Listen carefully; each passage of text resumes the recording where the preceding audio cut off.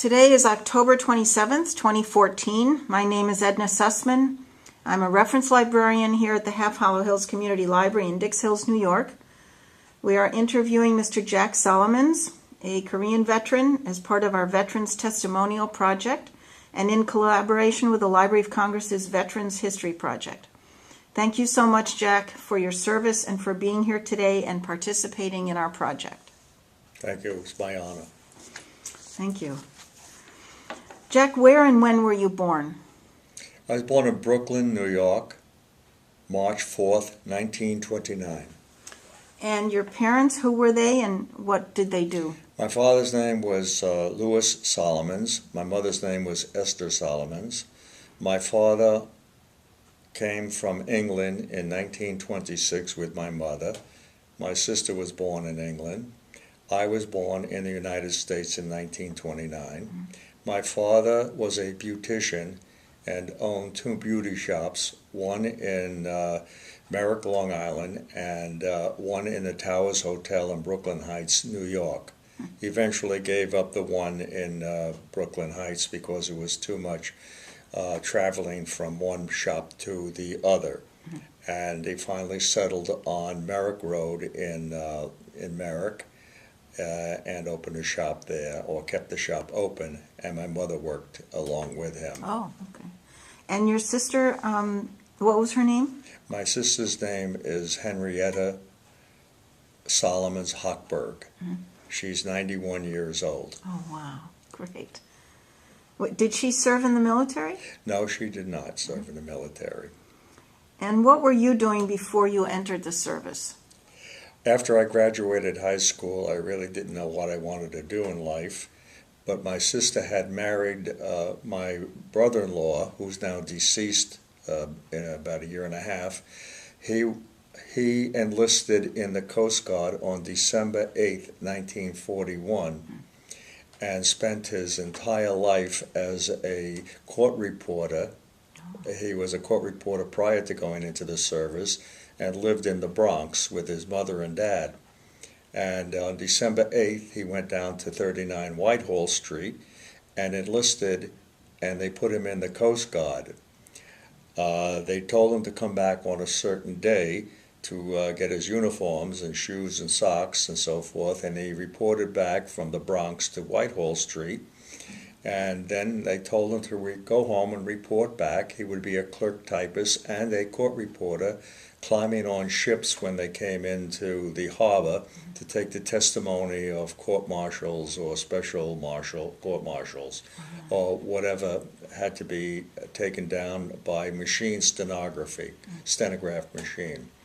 So he showed up on the first day, and he was typing away, and it was 5 o'clock, and he was wondering where he was going to sleep that night, where his barracks were, and where he was going to eat. So he saw a commissioned officer, and he said, "Excuse me, sir," he said, "where do I sleep tonight, and where do I eat?" He said, "Where do you usually sleep and eat?"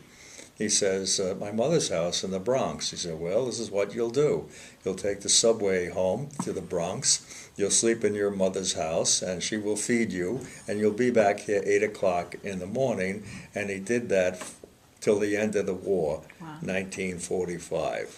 Interesting. Now, I do have some sort of military background in our family. My father, being English, was in the Royal Dublin Fusiliers, a British Army unit, and was sent to France to fight in the trenches in 1914, 1918. I have only one picture of him. I didn't bring it up, in his uniform, holding my mother. And my grandson, Zachary Solomons, is right now in the United States Marines. He's 20 years old. He's been in approximately 2.5 years, and he's done a 9-month tour in Afghanistan, and his company lost 3 men killed and 7 men badly wounded, and he saw lots of combat. He is now in Camp Pendleton, California, and he's expected to go to Australia for training, more training. And then he told me he wants to make a career of it, and will sign up for another 4 years in a year and a half. Wow, must be very proud. My background is that because of my brother-in-law living in my father's house after he married my sister, my cousin David Solomons, who was also in the United States Army, stationed in Fort Meade, Maryland, dealing with the atomic bomb. He came out to my house for a weekend from Coney Island. I would go to his house for a weekend or a week during the summer and stay at my aunt's house, or he'd come to his aunt's house, my mother, and we were mowing the lawn, and my brother-in-law came out of the house with this little black box, and we said, "Henry, where are you going?" He said, "I'm going to work." And he walked to the Long Island Railroad station that was a mile away, and we were mowing the lawn with a push mower, and we were cutting the hedges, and we decided to go and have lunch inside, and we came out, and my brother-in-law was coming down the street. We said, "What happened? No court today?" He said, "All the business is finished. I'm through for the day." So Dave and I looked at each other and said, "Well, that's what we want to do." So I went to Heffley and Brown, 7 Lafayette Street in Brooklyn, and I spent 2 years and 7 months learning how to be a court reporter. I then got a job with the Attorney General at 80 Center Street as a verbatim reporter, reporting on stock fraud in Canada and the United States. That lasted about 5 months because on June 25th, 1950, when I came into the lobby at 80 Center Street to pick up the paper, the headlines were that the North Koreans had crossed over the 38th parallel, I didn't know what the 38th parallel was, into South Korea, and that we were at war. December, I was in the Army. December 13th, I got a letter stating to go to 39 Whitehall Street for physical. I passed the physical and I was inducted. That was 1950? 1950, December 13th, 1950. I then reported to a bus station in Freeport with a whole bunch of enlistees. Some of them were my high school buddies. And we took a 9-hour trip to Fort Devens, Massachusetts, and we hung around for 9 days while we got our boots and our ties and shirts and hats and trench coats and overcoats and just the longest 9 days I ever spent in my life, just sitting around waiting for a public address announcer to tell us where to go next. We then boarded a troop train, and it was a 36-hour ride to Fort Sill, Oklahoma, but it was a Pullman train. So we had a Pullman dining car with Pullman waiters. So we felt really good about that. We had great food. And we finally arrived at Fort Sill, Oklahoma. And incidentally, this was a segregated army at the time. So we deboarded the train and lined up. And then we got on buses, and we were bused to beautiful barracks on the top of a hill. They were brick barracks, not wooden barracks. There were a lot of wooden barracks at Fort Sill. Fort Sill is the artillery center of the world, where NATO forces come to learn our artillery tactics. Still, to this day? Still to this day, it's the artillery center of the world, but it's changed a lot. There are missiles now they shoot from there also. I was then assigned to the 553rd Field Artillery Battalion, and it was a very strict battalion, and we did a lot of training, 9 months of training actually, and we were taught how to fire carbines. In the artillery, you're given a carbine and not at that time, a Garand rifle, a long, heavy 30 caliber rifle. We had these short carbines. They were very effective at close range. We practiced, we hiked. We went through the infiltration course where they fired live ammunition over our heads and dynamite went off in pits and barbed wire, and we did mountain climbing, and We also plotted gun positions, and we were taught how to defend that gun position. And in addition to that, we were all assigned other duties. Some were truck drivers, Jeep drivers. I was assigned, because of my background as a court reporter, to being a clerk typist in the company. But we still, every evening, we would have to dress up in our Class A uniforms, draw our rifles from the quartermaster, put our steel helmets on, blouse our boots, our trousers, and stand retreat. And then go to the mess hall and eat. And then the rest of the evening was whatever we wanted to do. Generally just lie around, and lights out were at 11 o'clock. And I can tell you that every night I love to go to sleep with the sound of taps, the bugle blowing taps. We had that every night. But also, the barracks reverberated from the night operations. The artillery would go off all night long. For practice. For practice, yes. Then I was called by my sergeant one day and said that the adjutant general wanted to see me at the JAG office, Colonel Rasco, and that there was a car waiting for me, and it was a 1950 olive drab Ford with a private driving it. I was a private. I was shocked. And he drove me up to McNair Hall, which is a beautiful building on the base that housed, at that time, General Lawton Collins, a very famous general who was the head of Fort Sill, Oklahoma. I never got to see the general, but I did get to see Colonel Rasco, and he said to me that there's a need for court reporters, and I see you were a court reporter before you came into the Army. He said, we have women writers that wrote Penn and Gregg, and more or less they didn't work on weekends, and he wanted someone to work on weekends because they were overloaded with court martials.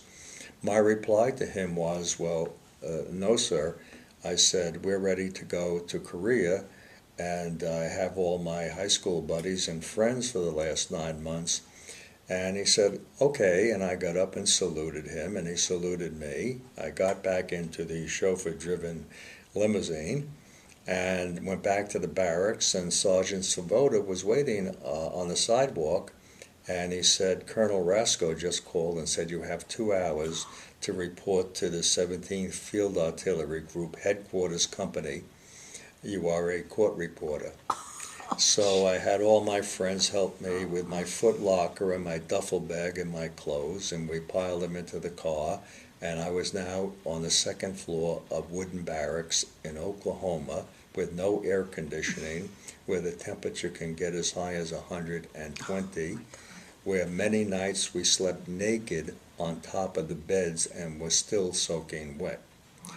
And the only saving grace was I didn't have to do any forced marches anymore, no more firing ranges, no more what they call a GI picnic. Every Friday in the old barracks, we would have to scrub the floors and dust the cabinets and wash the windows and have an inspection every Saturday, and you had to pass that inspection. Also, I didn't have to do KP duty anymore, kitchen police, which was 18 hours long, and I didn't have to do guard duty, which was 24 hours long. I didn't have to do that anymore. I was now in headquarters company in this beautiful building called McNair Hall. I was then told that I was going to be, in addition to taking general court-martials and special court-martials and 368, 369 boards. Those are where soldiers want to get out of the Army for one reason or another. They are mentally deficient or they can't take the Army, and I would take those hearings. But they also told me that I was going to report NATO hearings. We had a lot of NATO officers learning our artillery tactics.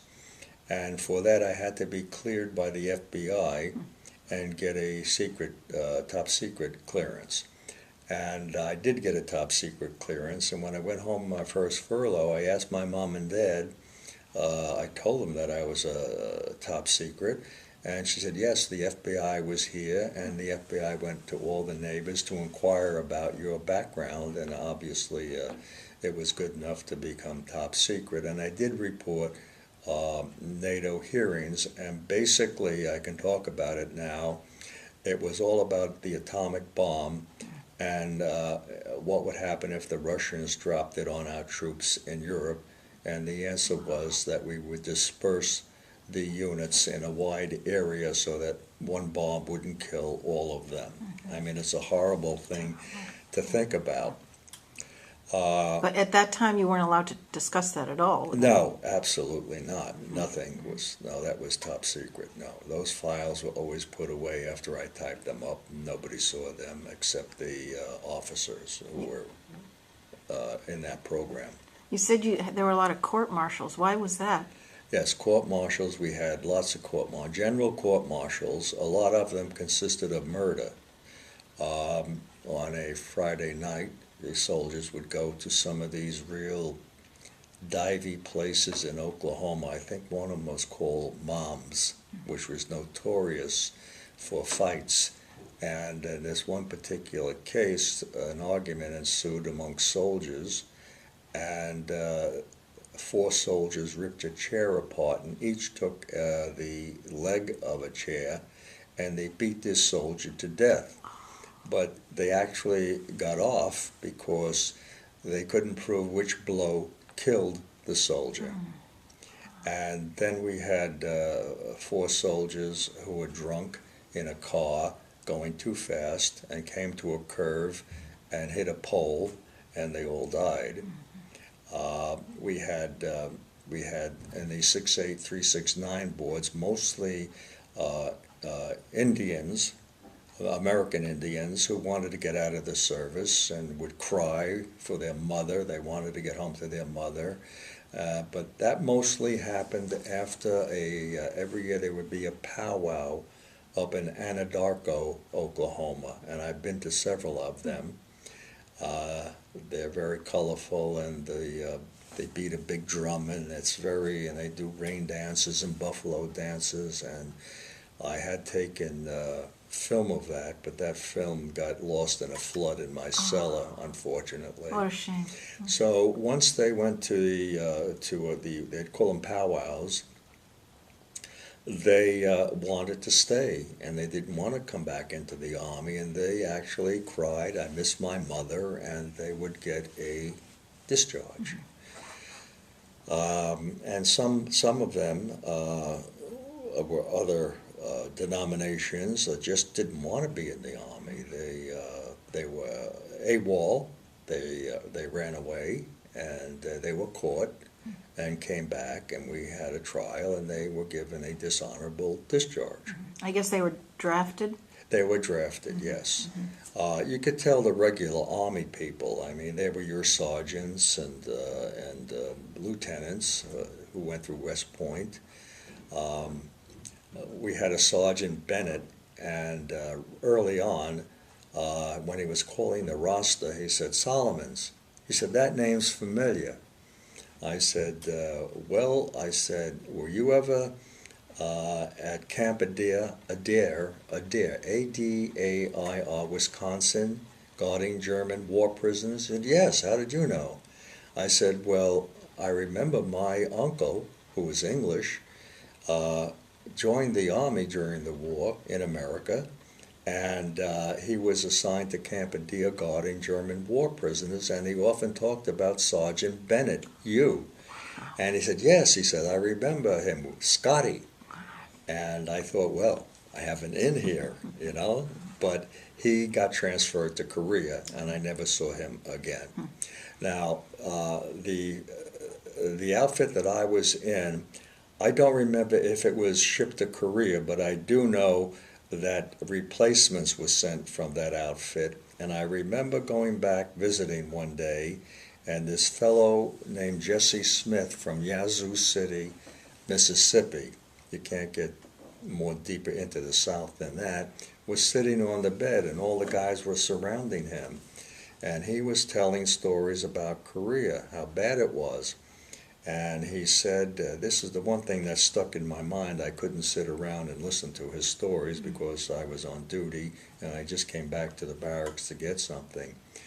He said, we were in a fight with Chinese, and he said a black fellow got up and took a .30 caliber machine gun and it walked and was spraying the Chinese and killing them until they cut him in half with bullets.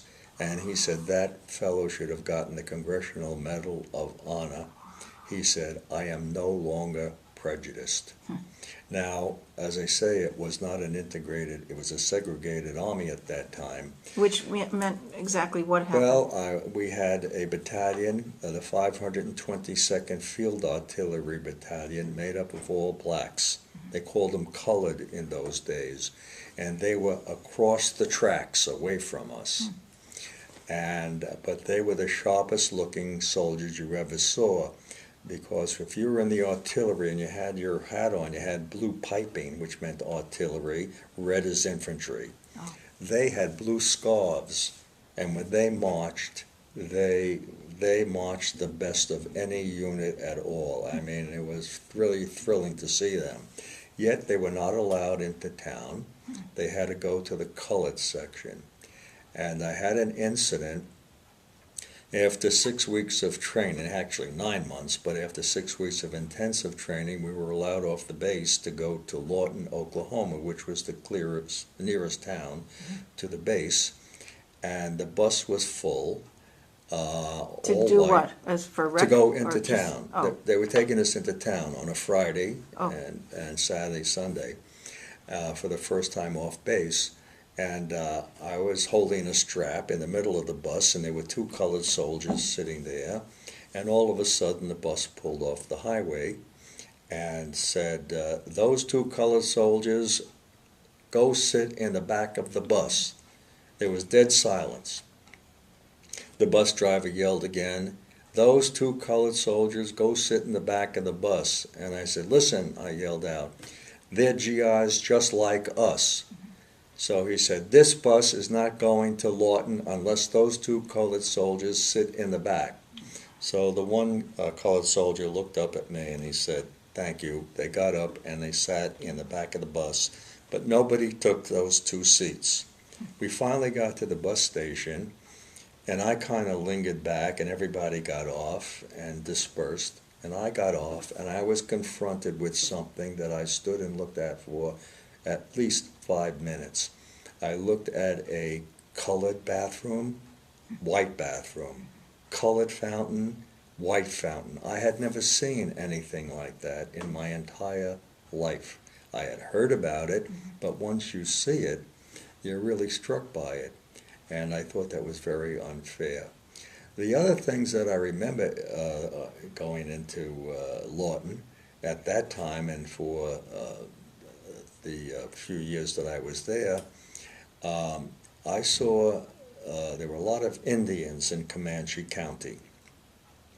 I saw Indians that were probably in their 80s that were in full Indian dress, especially the women, the way they wore their hair, the way they walked.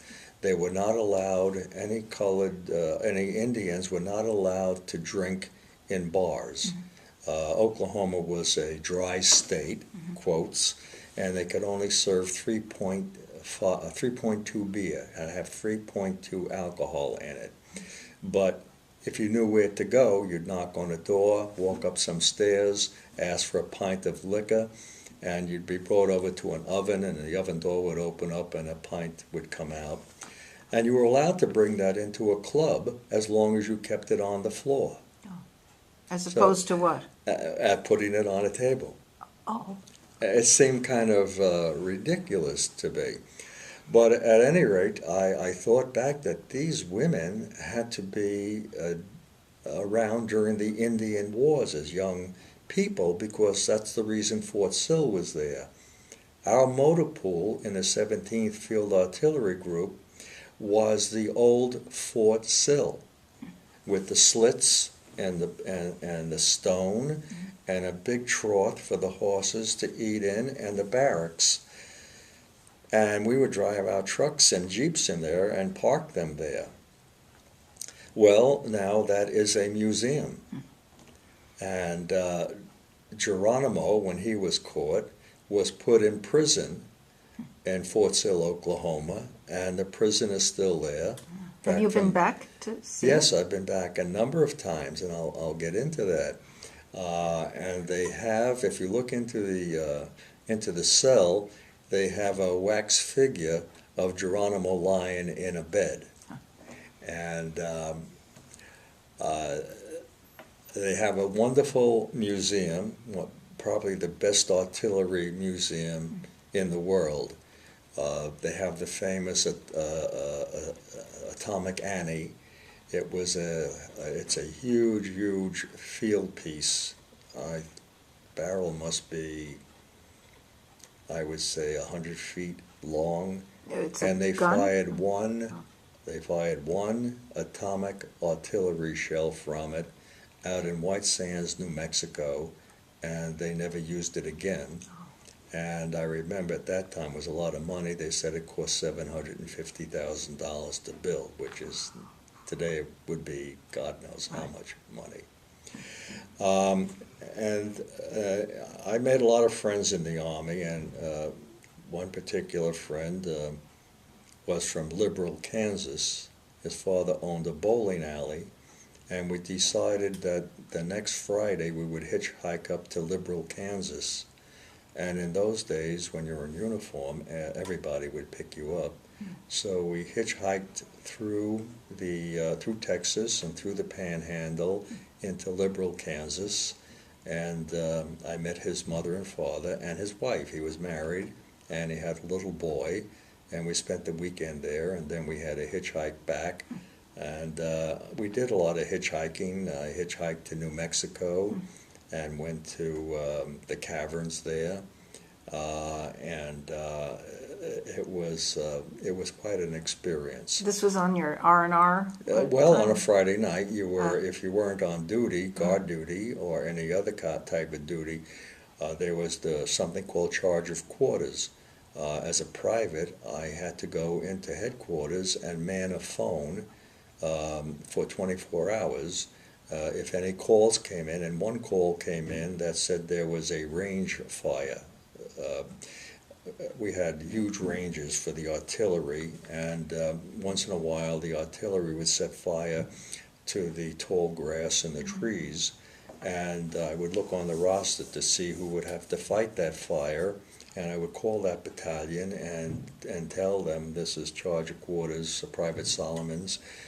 We have a fire alarm, and you're to report at such and such an area, and that happened to us one time. We were called, and we went up into the mountains for 3 days fighting fires, and we were trucked in and trucked out and trucked from place to place, and the way we fought the fire was with wet burlap bags when it was not in trees, and the fire would be all around you and have to jump back. And I remember we went into a ravine with shovels this time. There were 3 of us, and I saw the flames down the end of this draw, and a puff of wind came along, and it just came at us so fast. We dropped the shovels, and we came out of this drop. And after 3 days, we went back to the barracks, and I went into the bathroom to wash up because we were totally black. But what shocked me was that my eyes had popped out of my head from the smoke. And it took about a week for them to become unswollen and get back to their original size. Now, Do you think, that fire was caused by artillery practice? Yes, that fire was caused by artillery. Sure, that happens. Then, in the last 3 months of my service, I was having coffee with a friend of mine's girlfriend who worked at in McNair Hall as a clerk typist. And I was looking at the stairs coming down from the basement, and I saw this beautiful pair of legs. And I said, "Joanne, who is that girl?" And she said, "That's Clarissa." I said, "Do you know her?" She said, "Yes." "Get me a date with her?" She said, "Sure." So 5 of us met. Joanne had a car. And she said, "I better take you over to meet Clarissa. She lives with a girl in a house, and I'll introduce you." So we went over, and the girl opened the door, and she introduced me, and then we sat down, and this girl said, "Clarissa will be right down." So I heard these footsteps coming down, and I'm expecting to see this beautiful young lady with a tremendous figure, and I see the ugliest woman I've ever seen in my life. And Joanne said, "This is Clarissa. Clarissa, this is Jack." And I sat down again. And Joanne said, "Well, aren't we going to the movies?" So we, all 6 of us, went to the movies. We came out, went into a bar, drinking a beer, and I got Joanne aside, and I said, "Joanne, this is not the girl I was pointing out." She said, "I wondered why you wanted to go out with her." So I said, "Okay, next time we have coffee, I'll point the girl out." So a couple of days later, I saw this girl. I said, "That's the girl. Oh, Vanita, Vanita." She says, "I know Vanita. She lives on a farm 12 miles outside of Lawton, Oklahoma. And she stays with me every Tuesday night because her dad can't pick her up. Her dad was working for the federal government also at Fort Sill." And so we met, and all of us went up to the Wichita Mountains one night, and we had our bathing suits. And I learned that Vanita can't swim at all, but she went in the water, and we just stood there. We came out, and it was a beautiful night, and that was about it. And then I went home on my second furlough for 10 days, and the day after I was discharged, I married Vanita after knowing her for 3 months. Oh my God. And in order to marry her, we had to elope. And we got on a bus at Lawton, and we drove 40 miles. The bus drove us 40 miles into Wichita Falls, Texas. And for $5, we got married by the Justice of the Peace. It's a great Well, her story. mother and father wanted the marriage annulled because who is this Jewish kid? They had never seen a Jewish person in their life. And taking our 18-year-old daughter 2,000 miles away, they tried to get it annulled, and of course they couldn't. And her sister said, Vanita's sister said, "It'll never last." Well, it's lasted over 61 and a half years, and we have 3 marvelous children. Mazel tov. So if I hadn't gone into the Army, I wouldn't have married this wonderful person. What year you got married in then? 1952, December 16th. That's a great story. December 15th, she turned 19. December 16th, that we got married. During those 3 months, you said after 3 months, were you met, or this was long distance, or I mean you saw her during that time? She worked at the base. Ah, She worked in. So you saw her. I saw her. Yes, yeah, I saw her, and we'd go to the movies Right. on weekends. And she took me out to the farm, and I met her mother and father, and we Oh. had dinner. And we still own the farm. We inherited the farm. We rented out to cattle people. Oh, nice. And I go back once in a while. We were back 3 years ago, and we see her sister, who's 92, and we see her 2 nephews, who I'm very close to, because they were this high when I met them, and we're fond of each other, and they come to visit us once in a while. Nice. That's a great story. Yeah. So other things that happened in the Army was, well, first of all, let me show you what I looked like when I was 23 years old. So you were basically stationed in Oklahoma. You didn't go abroad. I didn't go abroad. No, I wanted to. All my life I wondered how I would have done in battle. whether I'm a man, I'm pretty sure I would have performed okay. But that was a time, a very bad time, because the United Nations troops were pushed up against the sea in what they call the Pusan perimeter. And what saved them was General MacArthur going up to Incheon, in North Korea, and landing in Incheon Harbor, and taking Pyongyang, and coming down and taking Seoul, and routing the North Korean army. And then the United Nations troops pushed them all the way back to the Chosin Reservoir, and Douglas MacArthur wanted to drop the atomic bomb on China and do away with China. And unfortunately, I know some of the Marines that fought around the Chosun Reservoir, but 300,000 Chinese crossed the border, and they slaughtered 800 Americans in their sleeping bags. And they had to fight their way all the way back. They called it a fighting retreat. It's historical. And they were surrounded by the Chinese, but they fought all the way down 70 miles to the port of Hung Hom. And they not only took themselves on boats, but they took something like 100,000 South Koreans To save them. to save them, and then they blew up the harbor at Hangum. And anyway, this is, I just looked at it. Well, yeah, that's good. that's, Nice. Beautiful I picture. paid $1 for that picture. I just That's happened to be great. walking along the street. And then some of the things that here's KP duty, you had to clean out garbage bins, Oh, yeah, yeah. you see? That's And, great. but we fired 50 caliber machine guns lots of times on the range, and we had to fire 30 caliber machine guns.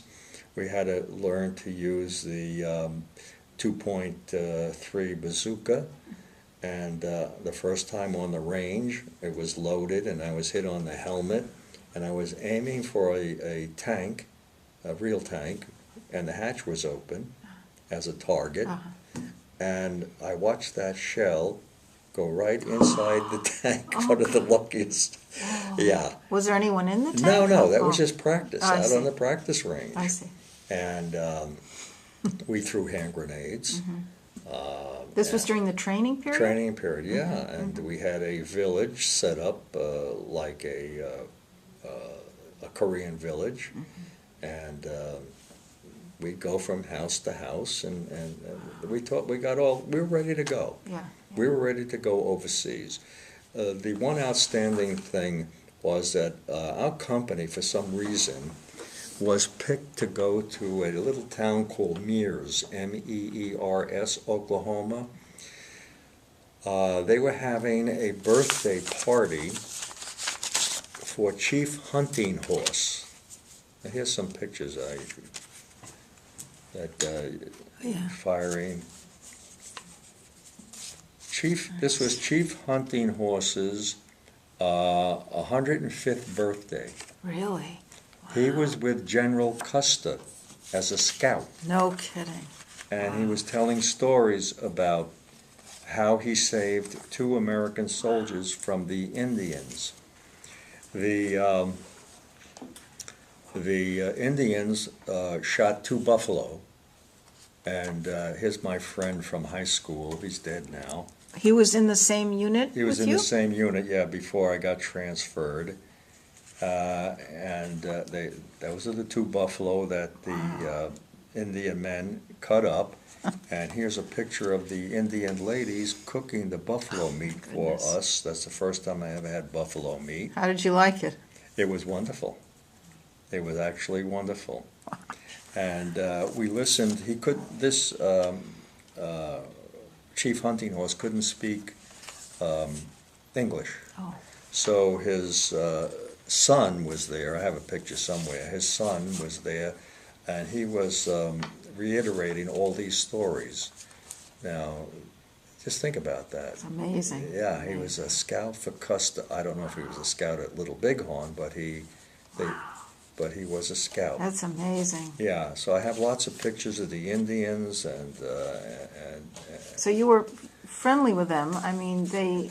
oh yes, yeah. I went to even after I went back every year to Oklahoma to bring my wife there to see her mother and father, and we got very fond of them, and they were fond of me and loved me, and I loved them. And they came to New York to visit, and they were overwhelmed by New York after being on a farm.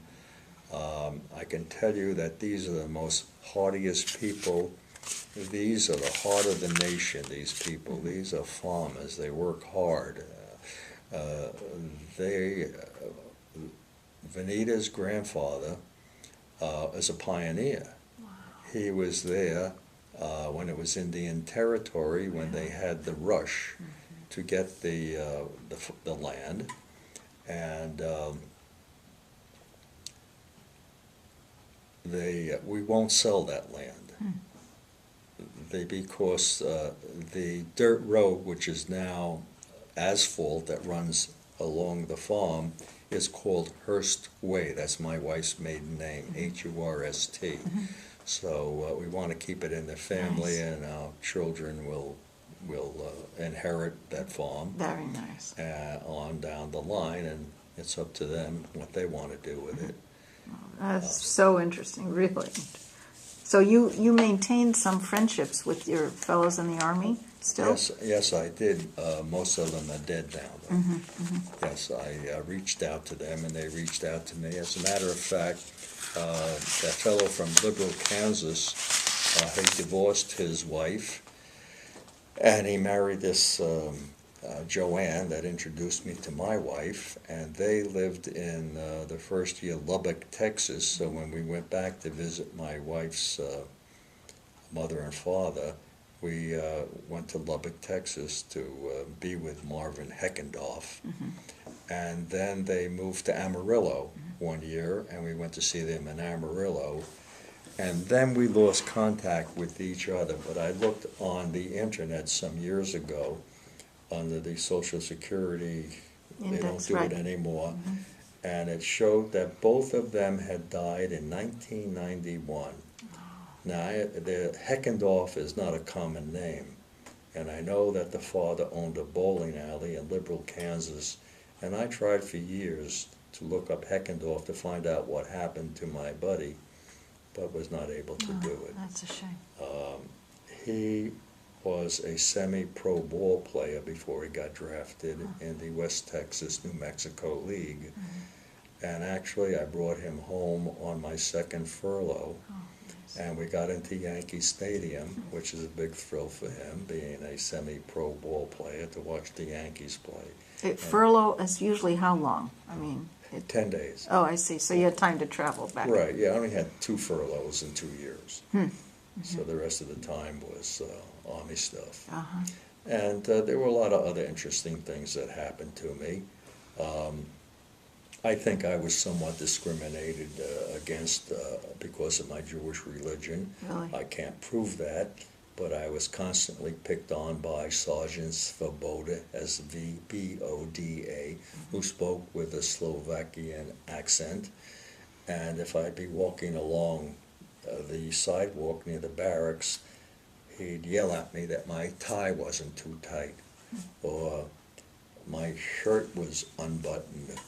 It was always picking on me, and that came to a halt when a Major Donnelly asked me to stay after hours in the office. I was a very fast typist, to type some things for him, and of course I did. And as I said, every night we had retreat, and you had to dress up in your uniform and draw your gun. So I walked back to the barracks, and they were all lined up, waiting for retreat. And Svoboda looked at, I said to Svoboda, do I have to stand retreat? I'm in my fatigues. You will stand retreat. So I grabbed, the quartermaster was right there in a little office, and I got my gun that was assigned to me. And my barracks were all the way down the end of the line on the second floor, all the way at the end.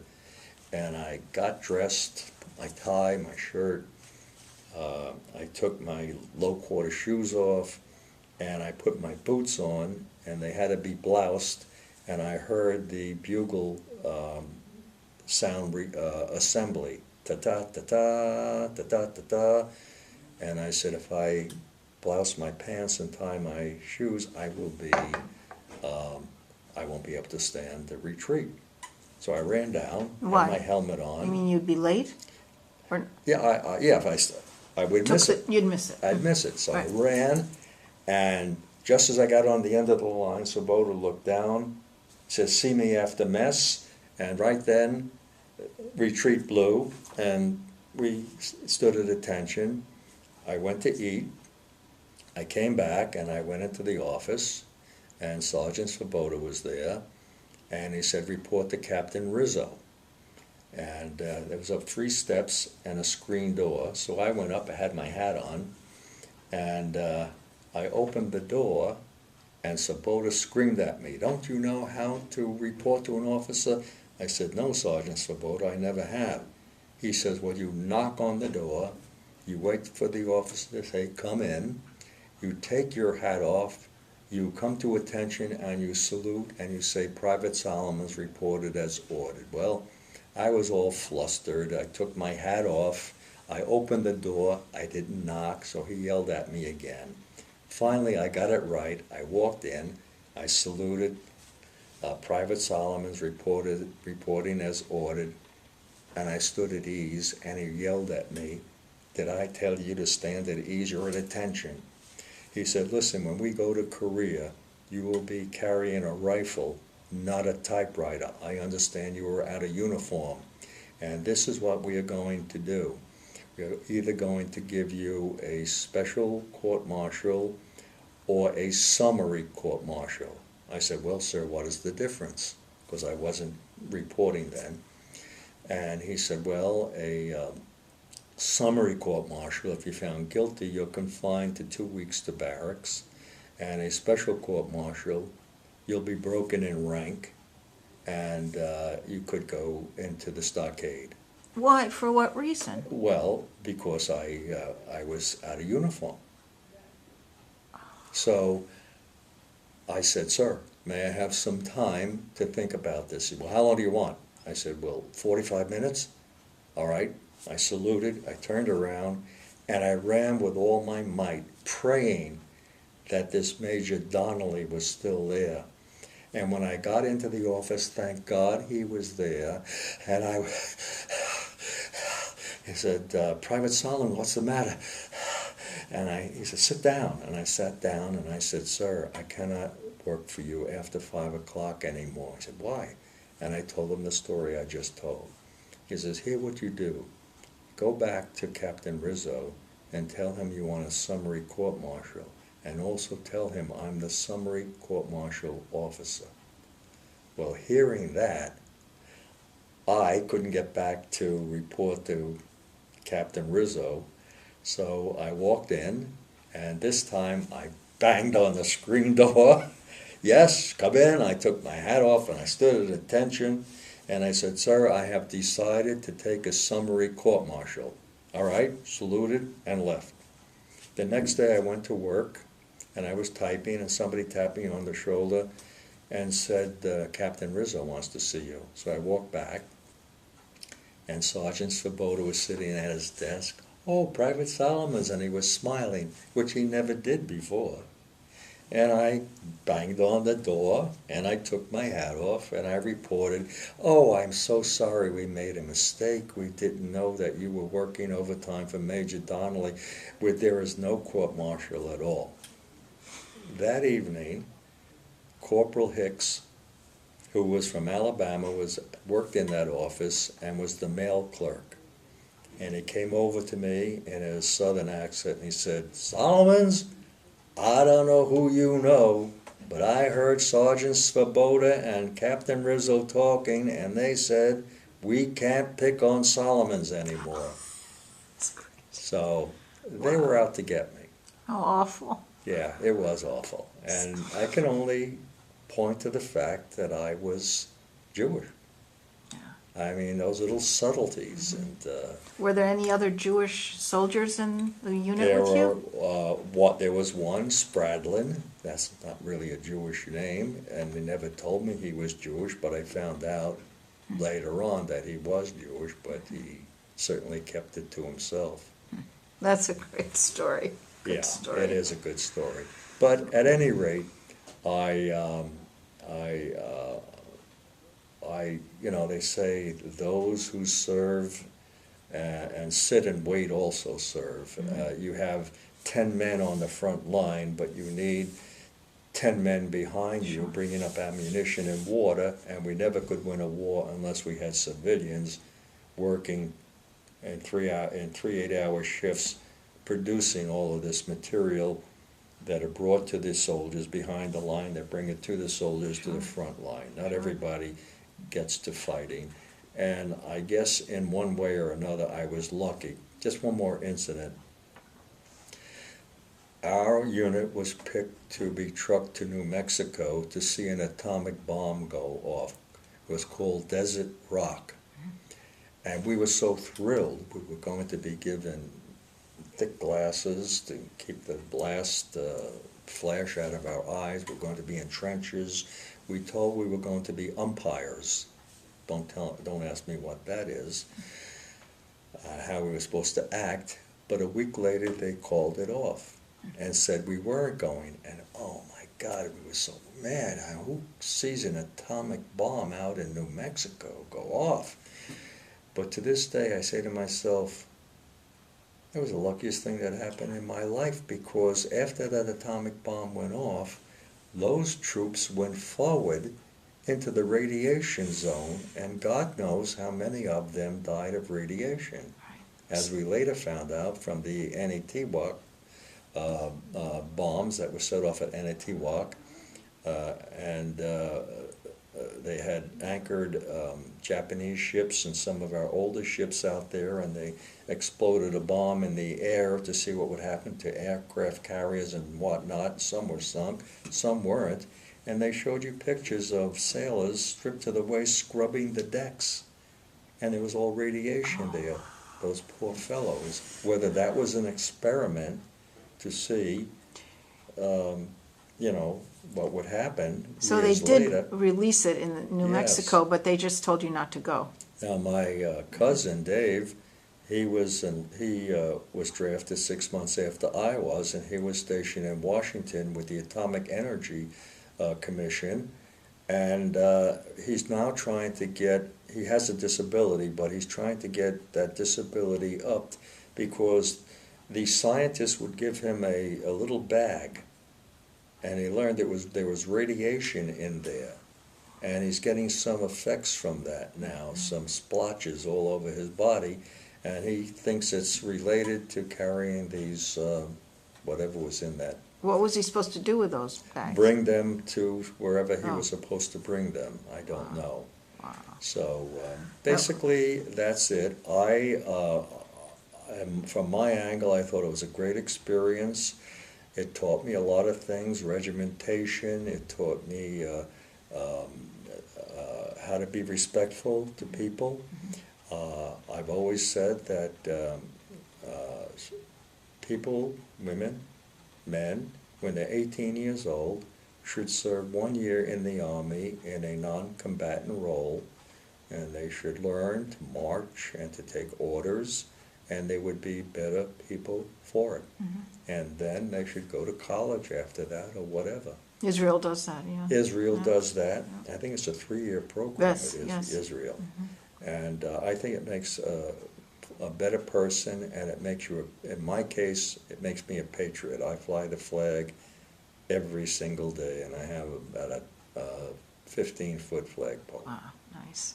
So how does your military experience, how has it impacted your feelings about war and military in general? War is horrible. I go to the VA hospital. Because of the guns going off, I'm almost deaf, and they have given me hearing aids. I'm on my second pair. Every 4 years you can get new hearing aids, and these are wonderful. They're updated, but I'm very, very deaf. we didn't, we were beside 8-inch howitzer cannons and 155, they were the loudest, and 105 in these exercises out in the field. And they didn't give us anything to put around our ears, but the concussion, I guess, has taken its toll. Did you feel the hearing loss then, or No, down the road? gradually down the road. Yeah, first I got tinnitus ringing in my ears, and they said you'll have that forever, and I have. And as I got progressively older, yes, I got very, very deaf. Awful. Terribly deaf. Is But there anything you did during your service that you regretted? No, I absolutely, I'm an honest person. I don't lie. I had a civil service job for 44 years as a court reporter, 10 years in district court in Garden City, and I was #1 on the exam, civil service exam. And then I took a state open-wide examination for the Supreme Court, and I came out #6 on that, and I got a job in the Supreme Court for 32 years. Wow. And I would never do anything to jeopardize that because of my family. It was not in the beginning, it was a low-paying job, but it turned out to be a high-paying job. And all medical, paid for, and now of course I have Medicare, but I have a New York State Empire, and it's well funded, and from that angle, yes, and I've taught my 3 sons to be honest and truthful, and they're all 3 of them are outstanding citizens, and they have followed they're World War II buffs.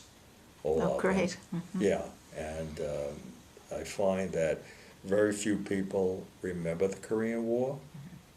I find that young people today don't even know about the Vietnam War.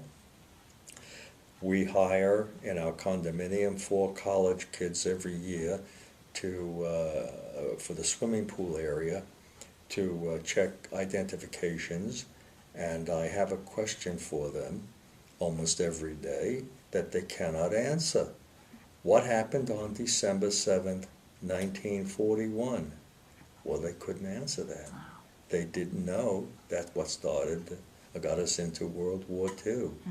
What happened on July 1st, 2nd, and 3rd in Pennsylvania? Can you tell me the name of that battle and who it was between? Couldn't say. Gettysburg, to save their life. And every day it was a question like that. Did you give them the answer? Yes, of course. Good. When did we put a man on the moon? What year? And they didn't know. They're not taught history anymore. I loved history in grammar school and high school. I loved it. That was my favorite subject. What message would you leave for future generations who might see this interview?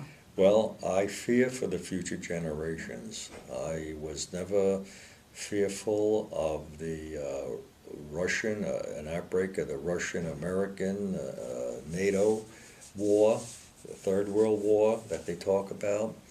I was never fearful that an atomic bomb would be dropped on us, but I'm a little fearful for my grandchildren and my great-grandchildren that they're coming into a very bitter world, and there will be civil wars in this country, I predict.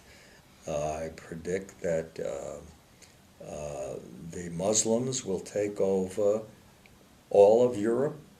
There are 52,000 Muslims there now. I just got back from 3 weeks in England, where I have a lot of family. I go back fairly often with my wife. And I think that the first country to fall will be Belgium, and that will be within 20 years to the Muslims. And then the Netherlands will be next, because the Belgians have 1.2 children per family, and the Muslims have 8. and no country can sustain that because they'll have all the political power by overwhelming numbers, and that will be that. And that's what I'm fearful of. There will be a Scary. terrible uprising, and we better prepare ourselves for it. We have open borders. They're coming across by the millions, and I think the border should be closed. I think the army should be on the border. I think we should build a wall just like Israel built a wall to keep out the Palestinians who were suicide bombing innocent women and children and men in cafes and wherever, in marketplaces, and I don't want to see that here. And we see the beginnings of it, and I don't think we're taking it that seriously. Is there anything we haven't covered that you might like to add? No, I think that's about it. Well, I really appreciate all your remembrances and your service and your advice and stories. Thank you so much. Thank you. Thank you.